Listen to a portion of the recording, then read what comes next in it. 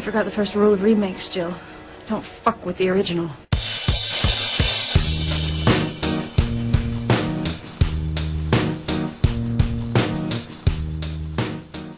Hey everybody, welcome to Don't F with the Original. With Nicholas, I'm the video game correspondent for Idiomatic.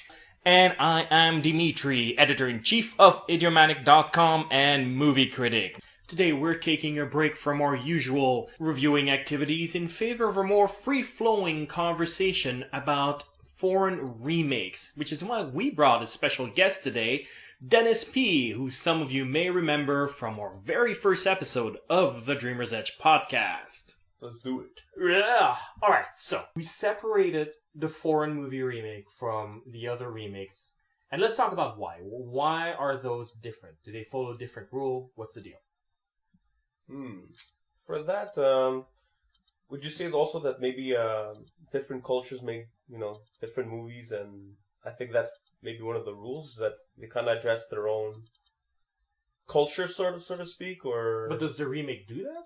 The remake, I think that's where the remake misses. Yeah. A lot of times, right? What they do with the American remakes is that they take the story and they bring it over to America. They did that for The Killing recently. And Yeah, they make it more relatable to an American audience who might not be able to understand, this is the situation in France and this is why it's funny. So we're going to make it, in the United States. So, we're kind of going to have kind of the same jokes for comedy, for example, and it'll be funnier for them than, if we talk about the rivalry between Paris and Marseille in soccer. Americans are not going to care about that, really.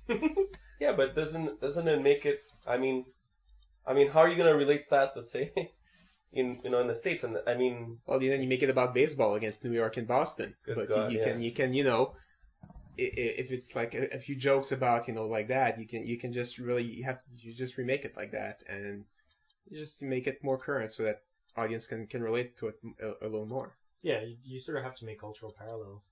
Yeah. And it's not uncommon because, I know you watch foreign movies in their original language. Yeah. You're very much a sticker for that. But Very. as somebody who has worked in subtitling and translation for movies, I'll tell you right now that a lot of the references, we Americanize them on the DVD. Yeah. Because, if they make a reference to a TV show that's only in Hong Kong or whatever, obviously nobody's going to get that. Even if they're interested in hearing the original language and reading the subtitles, that doesn't mean they know that people at 7 o'clock watched this show in Hong Kong, And so you would try to find American equivalents like Entertainment Tonight, that's more Canadian, but things like that, what people watch at that time, or at 8 o'clock, The Simpsons on a Sunday. Because if we didn't, it was like, oh, I'm watching this movie, I'm not going to try to make up a Chinese name because that's just offensive. But you're going to watch that as an audience and go like, I don't know what that means. And so you lose the fact that it's 8 o'clock. Yeah. So, because I'm sensing a little bit of disapproval over the transfer of culture, but I just want to point out that even in the translated versions, even the subtitles, you get already a little bit of transfer of culture. Maybe, a little, maybe, but, you're still keeping, I think, the essence, in general, compared to remaking completely with, even different actors and different, Or even if it's the same actors. Like, honestly, Les Visiteurs, which was changed into an American remake. They kept the same actors. Yes, That's terrible.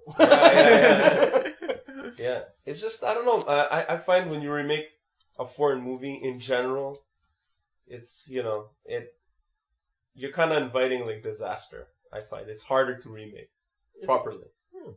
I find, in general. It depends also on certain things, like for the Le Dîner de Con, the Dinner for Schmucks.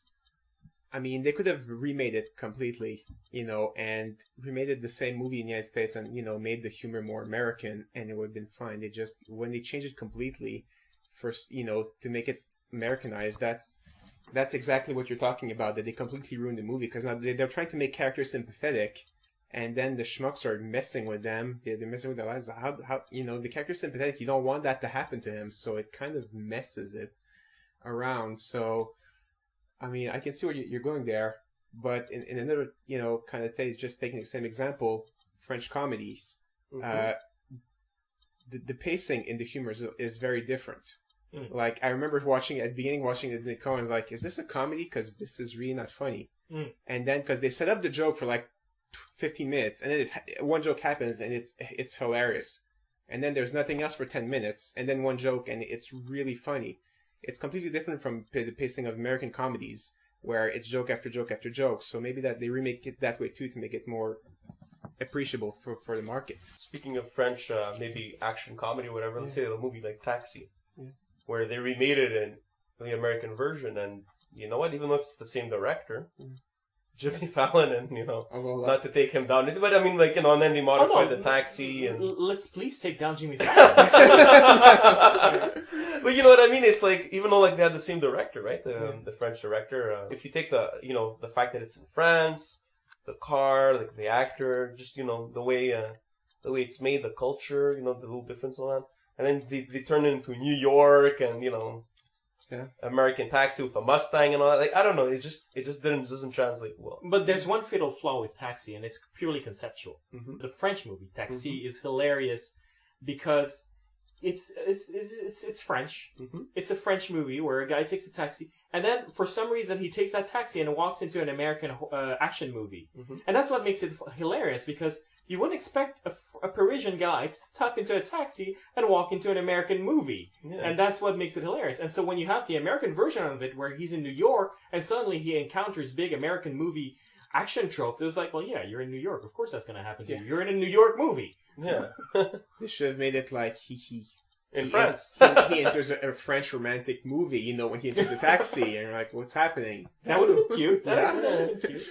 Yeah, so, it just doesn't work for me, and I just say, you know what, there's the language, when you hear a foreign movie, it has this, it's more beautiful, it's different, and different culture, different, it's filmed differently, like you said, the jokes are set up differently. It kind of invites you, like, to enjoy that country's, way of filming, and, it's, it kind of invites you to get to discover something that's different and not always be the American version of, like, the world isn't all American, like. But it is addressed to an audience that does feel that the world is all American, is the thing. It's the thing with us commenting on this particular topic was always going to be tough, because we're non-American. We're not the target audience of these American remakes. And on top of that, we're all three the sort of people who will seek out foreign movies. Neither of us are Chinese. It's Chinese or Japanese, and yet we all see those Chinese and Japanese movies. We go to Fantasia, and we actually adore these movies. We're not the target audience for these remakes. And I think it's important to remember that the majority of moviegoers in America, and Canada, to be perfectly blunt, like, this is not a case of me trying to belittle Americans in any way, are not that interested in seeing the rest of the world.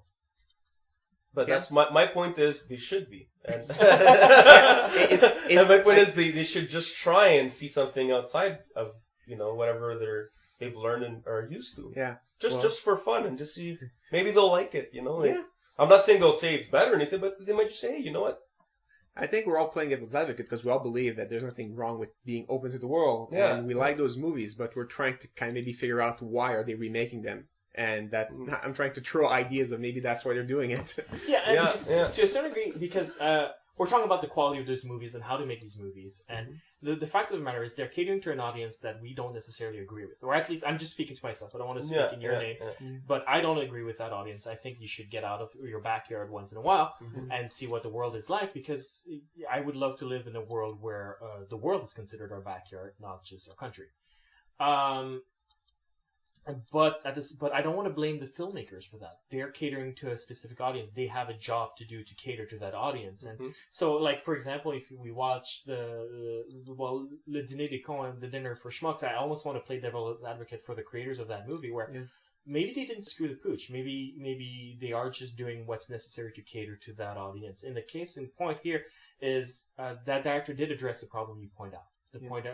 Problem that's they try to make the guys more likable, and they try to they sort of mess things around because of that concept. Yeah. And the movie actually has a dinner for schmuck in the Dinner for Schmuck, whereas one of the great ironies of Le Dîner des Cons is that you never get that dinner.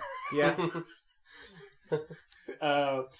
But he actually addresses that in an interview where he said, like, it's different. We had to go in a different direction because we felt that French audiences are much more willing to accept that they are mean people.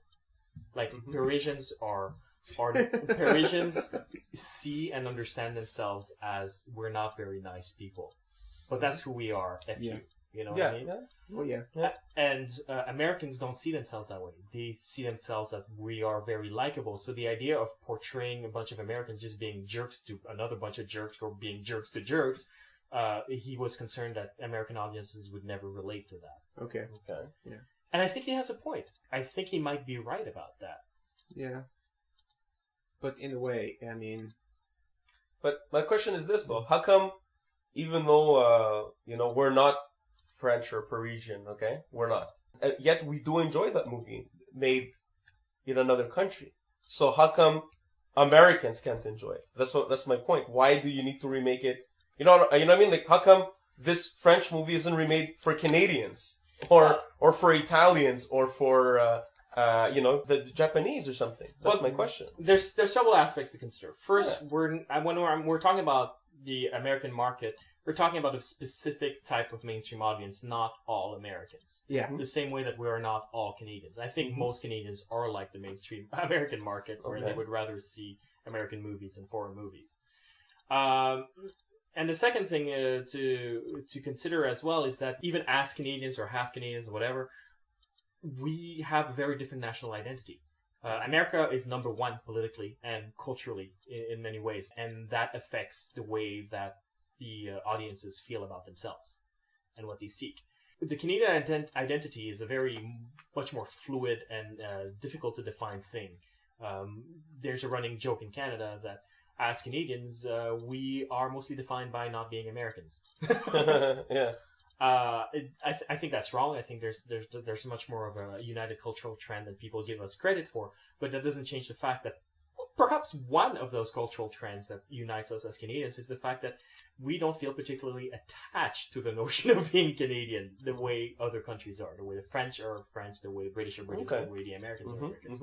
And that means that we are probably, as a culture, more open to seeing movies from other cultures than Americans or French or British. Okay. Because we're not as proud as being Canadian. Also, if we only limited ourselves to Canadian movies, we'd be watching 5 movies a year.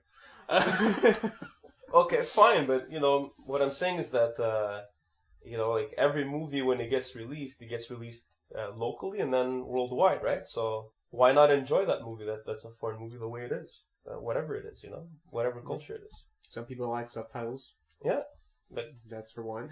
Yeah, it's true. Some people hate the subtitling, and I hate the dubbing. I hate dubbing. I can't.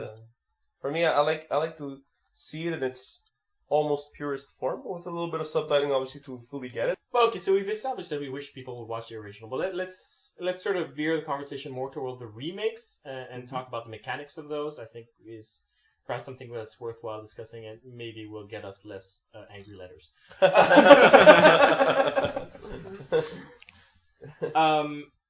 Because I think it's quite a challenge for the filmmakers to address an audience that's not interested.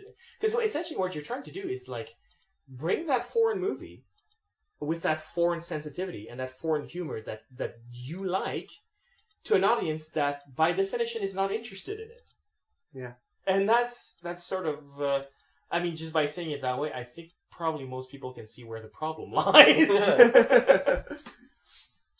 And I think some of them are successful. I think I want to credit, for example, Point of No Return, which is the remake of Nikita. Okay. Okay. Very, very good remake of that. And you can see how they Americanized it in the right ways. Because they kept all of the things that make Nikita, and those are very French aspects. The fact that she is not a particularly likable protagonist. Yeah. The fact that her sense of identity is fractured at best. You never find that in American movies. Even when I say he has a fractured sense of identity, he's really just a rebel with a heart of gold that's just looking to find himself. You know what I mean? Okay. Yeah.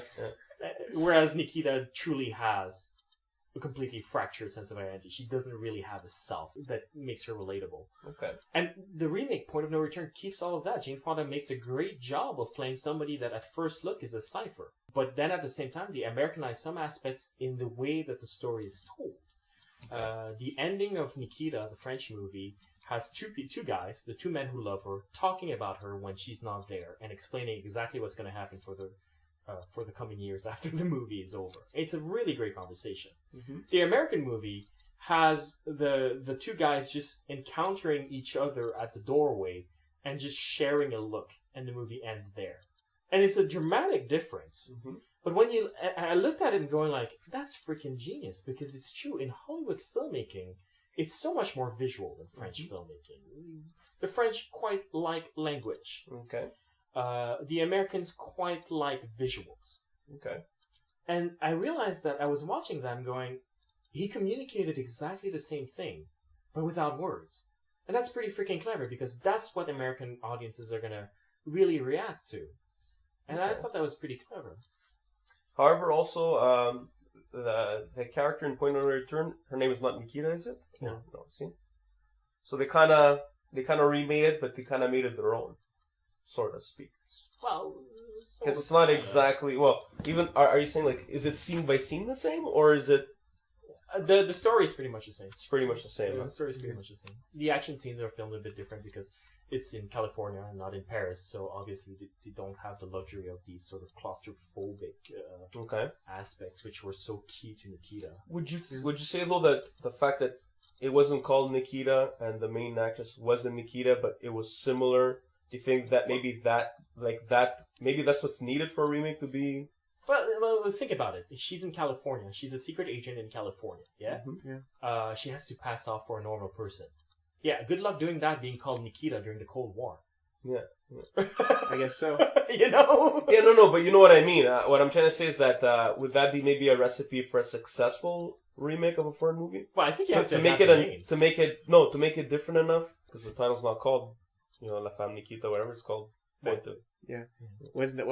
Was also kind of also an advantage because it was an action movie, and Americans love action movies, so the remake had kind of a better chance of working Maybe. than say The Ring, that is like horror suspense. Although The Ring was a huge success. Really? Very, yeah. Okay. Huge, yeah. The Ring remake by Gore Verbinski, who did Pirates of the Caribbean, is often regarded by American audiences as being superior to the Japanese movie. Mm. I don't agree with them. I like the Japanese movie more, but I think it's a sign of success from The Ring. It probably just appeals to American audiences more. Have they even seen the original? Yeah, some of them have, Yeah. and they go like, oh, it's silly compared to Gore Verbinski did a great job with it, and I think it's like, yeah, he did a great job Americanizing it. Yeah. Maybe, yeah. Because I think that's what people, the audiences relate to. We think it's superior because he really did a great job of linking it to Americana. And suddenly there's the horses, there's the gothic aspects of Americana instead of a more European sensibility of gothic, or the sort of quiet aspect of the Japanese movie. He kept all the same. Is it the same actress that comes out of the? No, No, it's a little girl in his version. Which, again, for me, doesn't really work, a little girl, because I'm like, I can kick you. And I was like she's crawling out. I was like, ooh, if you're small enough for me to kick you, I'm not going to be scared of you. Yeah. But that's me. I think Americans were more scared because the idea of a child being that murderous is scary for them. And it's regarded as a superior movie a lot of time by a lot of American audiences. Okay. Yeah, but that one, you know what though? That one was well remade though. I have to say. You found? I can't say it was like horrible or anything. Because I thought it was, so that's why I'm horrible. asking. Yeah, I really didn't like it. I mean, kind of made sense, I guess. I mean, if you're gonna remake a movie to appeal to the American audience, I guess. But I think it does that part very well. Yeah. Yeah, I mean they wouldn't relate to like a Japanese thing happening. Yeah. They'd be like, It's like, well, yeah, because a lot of the comments we get from Japanese horror movies is like, oh, great, another girl with the cousin It haircut crawling at you. It's like, why do the movies keep doing the same thing? And it's sort of like, being of Vietnamese origin, it's like, it's because that's what ghosts are for us. Complaining about that would be like me complaining about, why do vampires all have pointy teeth? This is so stupid. That's what they are. yeah. But what I don't like about the Ring remake, it's written by Aaron Kruger, and it has all the Aaron Kruger stuff that I don't like. Dimitri hates Aaron Kruger. If you heard any past podcasts, guys, you'll notice a pattern here that we're developing. Well, he has a hard time structuring his story, and just to sort of give context to this thing, what annoys me about it is that he has some of the same problems I have when I write. These are all issues that I struggle with, and he seems to struggle around the same issues, except he makes more money than I do. You should get together guys, and work on your fixing the same struggles there. Work on your issues there. Yeah, together. And he's clearly not working on them. He's making so much money, so it's even more frustrating for me. But this movie never knows when to end, and that's sort of the Eric Kruger thing. It's like, you've seen the original Ringu, right? Yeah. Yeah, you've seen it. You two, Yeah, Dennis, yeah. Okay, you know how at some point they unearth her body? Yeah.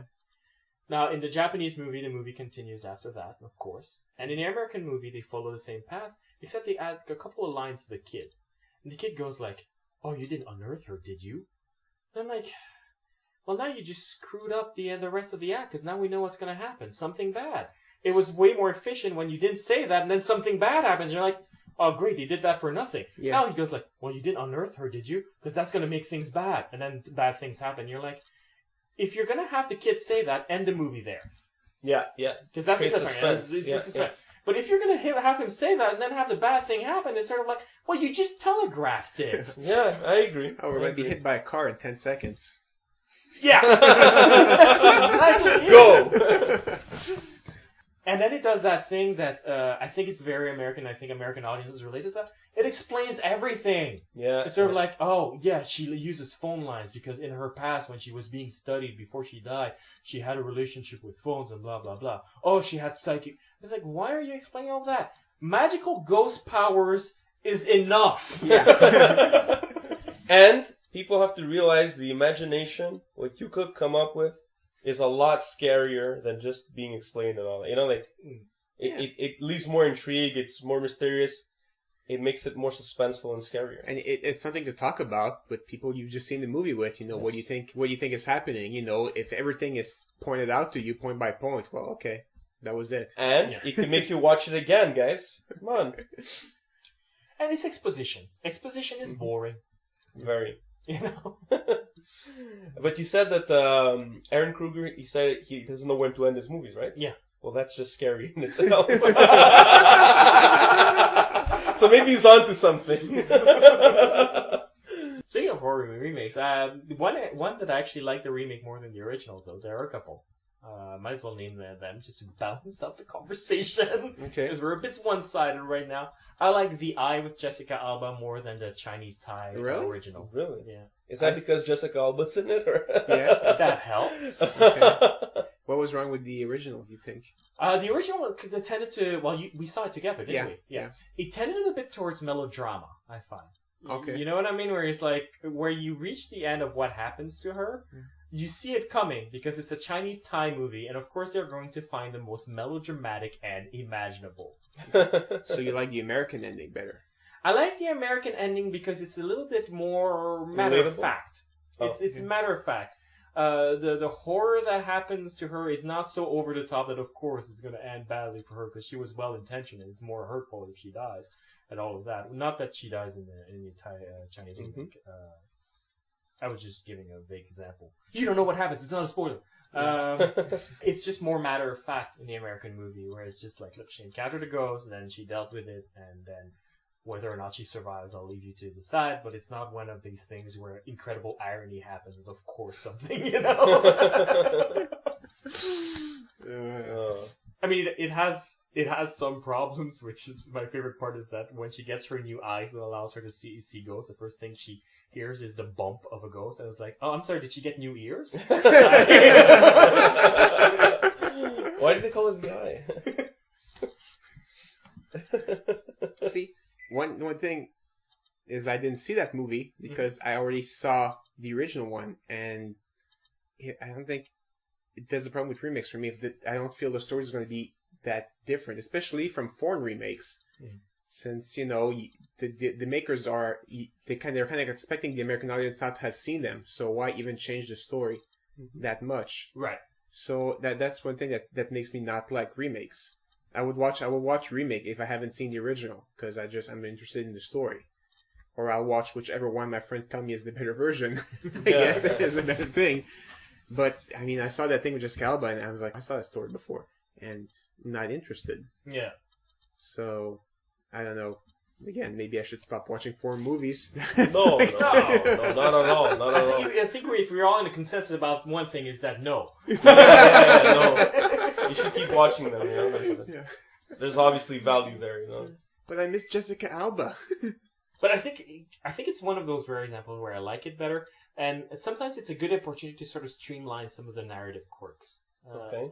I think the Thai movie Shutter, which is a terrifying movie. I Really? Yeah, I definitely recommend it. The ending will freak the crap out of you. Really? Yeah, it is sleepaway camp messed up in terms of ending. Wow, I want to see that now. That image at the end, just you're like, oh no, it's terrible. Excellent. I have to see that now. Yeah. And the American remake, which strangely is set in Japan, and I'm like, why? It's like, Is the original in Japan? no, it's a Thai movie. It takes yeah. place in Thailand. And I'm like, Wow. what the? Why? Which leads to a lot of frustrating conversation with so-called horror aficionados. Like, well, I like the Japanese movie better. You mean the Thai one? And the question though is, I'm going to interrupt you real quick Yeah. on that. Is the ending the same? Did they keep the same? Yeah, that's a good question, and it's sort of where I was leading to. Yeah. No. Oh. And this is the interesting part. I saw the director's cut, the alternate ending with the director's cut, and they got it right in the director's cut of the remake. But the theatrical release, which had been changed for I think various concerns with the studios and whatnot, screws the pooch completely because they shift the point of view too quickly to another character where the impact of it doesn't really work. Because something terrible happens to one character. In the Thai movie, you follow that character throughout the entire movie. What the remake did is they shift the point of view to the more sympathetic character, who is his spouse, who's a more sympathetic character. And again, I understand why they did that. American audiences like to follow somebody they like. Of course. And the movie can still work, but they need to shift the point of view early so that when the horrifying thing happens, we're invested in the right character when that happens. And the director's cut does that very well, where it shifts the point of view early enough that when that happens, you're like, oh my god. But unfortunately, the theatrical cut just sort of follows her as a through line, the spouse, and then this bad thing happens to the side character, and you're like, well, who cares? He's a side character. That's an interesting point that you brought up. Do you think that maybe the remakes, like obviously they have the good intention, right, when they remake them, and maybe the directors or whoever decides to remake them probably have, like you said, the original in mind, its essence, its spirit, and maybe even its endings and all that. But maybe the problem is that when they try to Americanize it, the producers and maybe Hollywood maybe is a little bit more, dare I say, strict, and maybe chop up the best pieces of the remakes, thus making them usually inferior. Do you think that's a possibility? I think you're right. I think the problem might occur at the production stage and not at the filmmaking stage. Yeah. Because let's not forget, like, just the movies they imported before they started remaking them, they used to chop them up. Dario Argento, which you recommended quite a few movies from him in a horror podcast. When they imported movies from him, they would chop them up and chop up the movies and sort of like, this is how you make a movie. You're like, he's known as the Hitchcock of Italy. Are you sure you want to redo his movie? Because you're not known as the Hitchcock of your freaking house. Yeah. You know? Yeah, I think that's the big problem, and I think that's maybe where the remakes, at least for me, fail in general. Most of them. Yeah. And why I prefer the original. Because sometimes the filmmakers screw the pooch as well. I'm thinking of One Missed Call is the movie Oh, I'm talking okay. about. The Japanese movie was made, and I don't think it's that great, but people love it, whatever. And the American remake was made, and the filmmaker said, I refuse to see the Japanese movie. I just got the plot from it, and I'm going to do my own thing. Mm-hmm. And I'm like, that sounds incredibly stupid to me. Because the plots of Japanese horror movies are nonsensical. Mm-hmm. They are not the part you ought to follow. They are the part that you ought to fix. This is why I brought up the Thai movie Shutter, because the American remake, for all that it screwed up the ending in the theatrical cut especially, they streamlined the narrative in a way that's way more comprehensible and therefore way more involving. Okay. They did fix some aspects of the movie. Or maybe they were fixed in the original version and the translation was bad and then got lost. That could happen as that's well. possible. But the one missed call, he decided, I'm not going to copy the atmospheric quality of the Japanese movies, which are exactly what define the genre and make it so damn good. Yeah. I'm just going to take the plot, the part that's absolute crap. Yeah. That's like, for me, that's like going like, oh, look, here's a beautiful steak dinner. I'm going to take the Brussels sprouts and throw the steak in the garbage. Anyway. So sometimes I think the blame lies with the filmmakers, too. Yes. Yeah. That was a terrible idea. And for French movies, I want to get back to that a little bit, because I think French movies are impossible to Americanize. Ah. Really? Yeah, French comedies are awesome. They're freaking hilarious. They're great. But they're hilarious because they're French. And I'm not a Francophile. Like, I'm not, oh, it's French, it's better. I'm not like that at all. But they just have such a rhythm and this sort of neuroses that's sort of integrated in the culture. That's the culture. That's what I'm saying. Yeah. It's enjoyable, you know. You're enjoying another culture, the way they are, the way they speak, the way they act, you know. Because the French express themselves what's called the Latin way. They're very bombastic and very passionate, but they're not flamboyant because it's just the natural way everybody is. Mm-hmm. Yeah. And how do you do that in an American culture? Be bombastic without being flamboyant, Easy. where being flamboyant is so integral to standing out in America. What you do is you put Jimmy Fallon as your lead. It's your lead remake. For Jimmy Fallon. No, not for Jimmy Fallon. I like that we're focusing on Jimmy Fallon because I love Queen Latifah and I do not want her name tainted by Taxi. So it all falls on Jimmy Fallon. Sorry, Jimmy. Nothing personal, man. If you have any questions, comments you want to share with us, write us at mail@idiomanic.com or post a comment at idiomanic.com. We're also on Facebook. We're also on Twitter. And we will see you next time.